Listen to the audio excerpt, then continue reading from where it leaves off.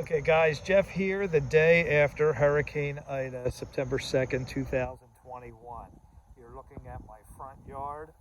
We are here in Lancaster, Pennsylvania, and I want you to see the problem that I dealt with, and it was actually a very successful, I know it looks a complete mess back here, but it was a successful outing, I guess I'll call it.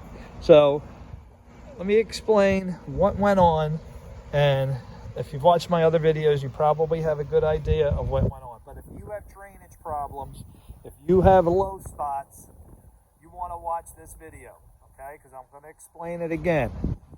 Now, this all started 3 years ago when my wife decided to take out the big mound that was here and made a garden, okay? What we didn't realize at the time, and I didn't pay attention to it either, that mound that was here prevented a lot of disaster from a water perspective.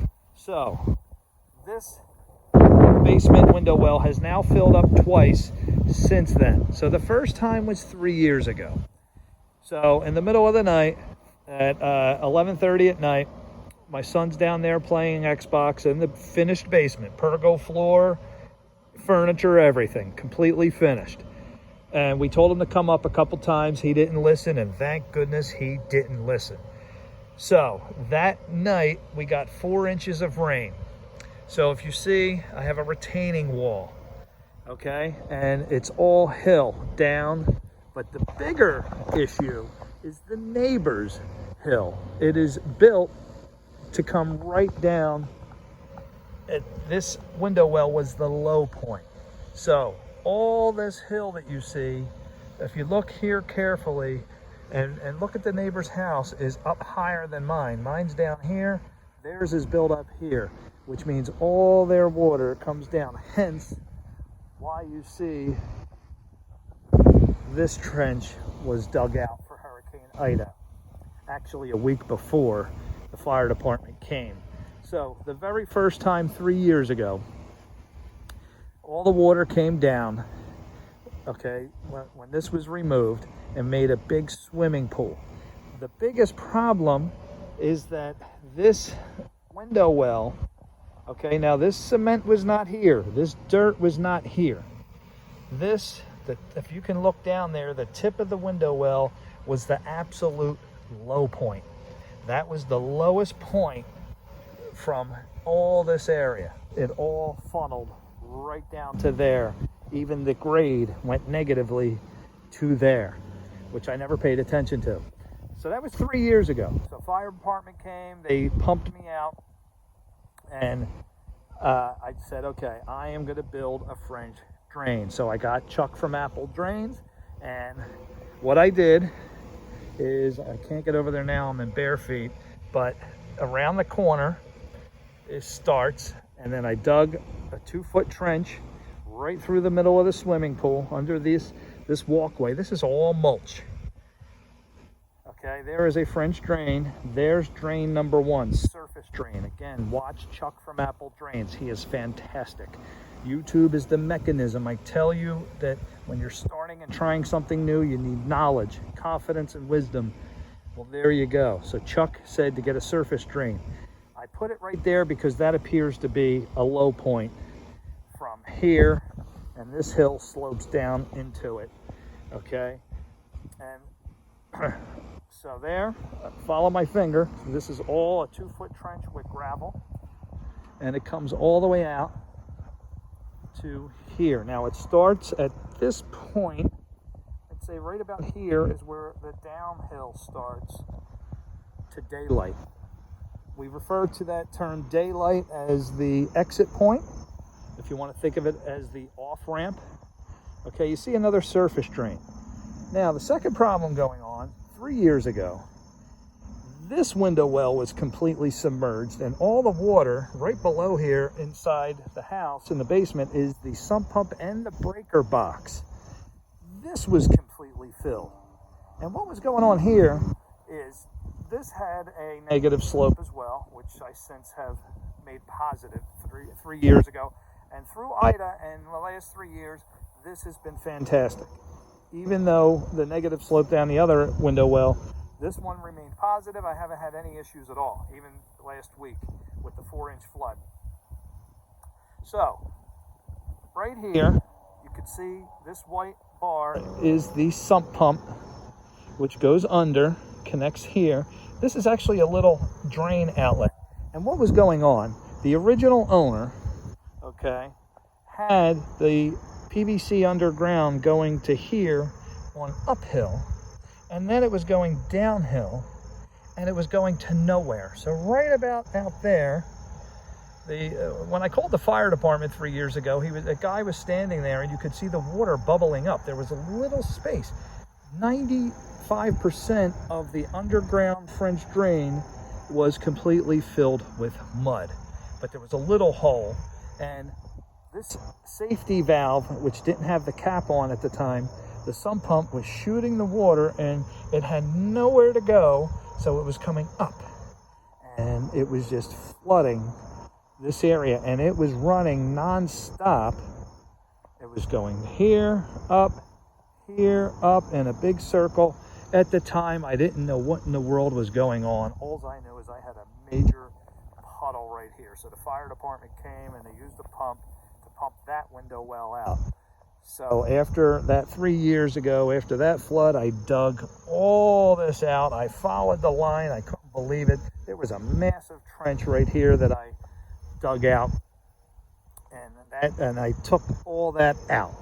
Okay, so that I discarded, and what I did is now he comes to here, and just in front of here again, this I'm borrowing this back outlet. This is a good outlet, so that cap will come off should the sump pump back up, and the pressure should knock that off. But what happens now? The water comes out of the sump pump, comes to about here.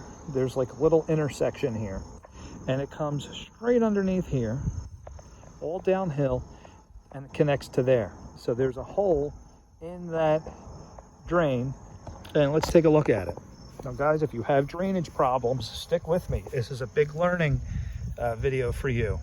Okay, this is a surface drain. This is plastic, which again, Chuck from Apple Drains taught me everything. So if you could look really close in here, there's a hole. Okay, there's a hole here, and another hole here.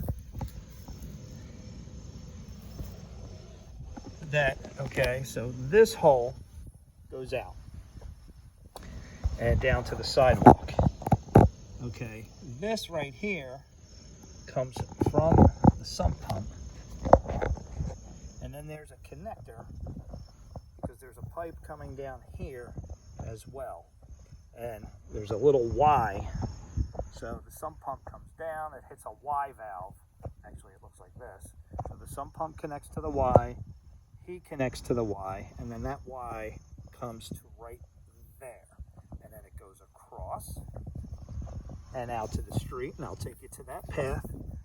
Guys, you can handle the sump pump problems yourself, okay? I didn't know anything about this 3 years ago, so I got on YouTube and I got the knowledge. Now, Chuck said from the exit point, the daylight point, you want solid pipe. So you can buy solid or you can buy perforated. And last night, this little thing pops up when there's enough pressure, and there's a solid pipe going from here to there, and then it all goes down and discharges out nicely. So one of the mistakes I made is the exit point. If you look right here and follow my finger, there's a tiny little, not even a trench, not even a swale. It was just dug out by the fire department, maybe an inch. And that was my problem on Hurricane Ida. Okay, so what was happening on Hurricane Ida is all the neighbor's water fell into my trench nicely. Right there is where the downhill starts this way. The problem is it also goes downhill that way. That's why I have a surface drain back there. But everything was working good. So you can see there's water in here still. And I was looking out the window right there watching, and this was all moving. This is all downhill, and it was moving fast the entire time through Ida. And it was exiting right here And then there was water that would fill up right here, and it would meet, and it would all head this way. But when it got to here was a big problem, because you had all this water now having one tiny little, the water's going to follow the ground, and because that ground is a 1/2 inch deep, it was a tiny little exit path, and the water was building up here, and it was rising, and it was rising, and it was rising, and I was getting worried that it was going to rise into my window well. So that's why I came out at 5 o'clock last night, and I observed. So guys, part of breaking fears and trying something new is you're going to go through mistakes. You're going to go through a learning process. So I just stepped back and I observed, and this is where wisdom comes in. Okay? So first thing I did, as a Christian, is I prayed to the Lord for wisdom. All right? For non-Christians out there, I understand. Okay, you don't believe in Jesus, fine. Some of you atheists don't believe in God. Okay, so you still need wisdom, regardless. All right? So you come out and you observe. All right? And I observed that I have a bottleneck right here. So I got my shovel out in the middle of the monsoon, and I said, I'm going to make another exit point.